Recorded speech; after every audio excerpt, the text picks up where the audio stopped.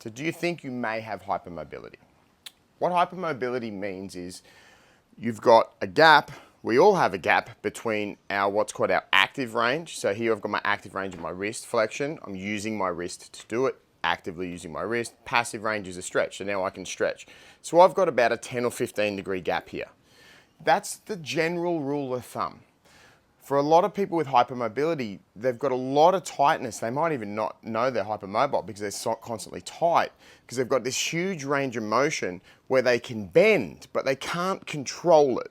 That's a problem because your body knows that you've got this big range of motion that your limbs and joints and everything can get into, but you're not safe there because you can't actually control the tissue when you get there. So that causes a lot of problems, or can cause a lot of problems, but what your body does to fight that and to protect you is to create tightness so you can't get into that range of motion, because it knows if you do, there's potentially some dangers happening.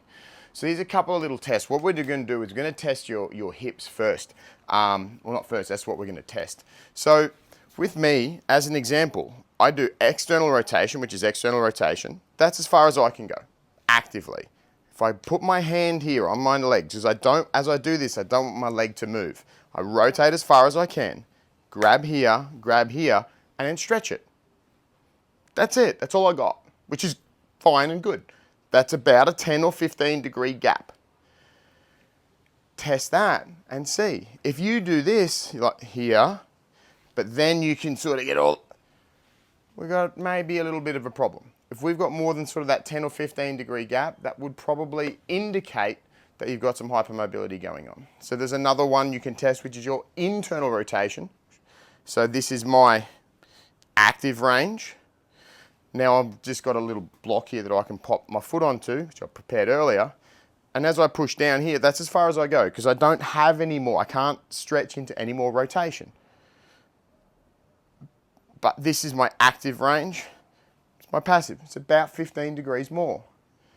If, however, you can kind of do this and that and then get up there and still do this, I'm rotating my whole body around to do it. There's a big gap between your active and passive range. It means you've probably got some hypermobility going on. There is something that you can do about that. You can fix the aches and the pains. There is something you can do. This is just a test to allow you to do it, to allow you to see whether you have hypermobility or not. There's lots of other ways you can do it. You can test your wrist. So if you bend this far, then if I push down, how far? Now I've only got about a 10 degree gap. But if you can go even further, then maybe that's something you need to look into.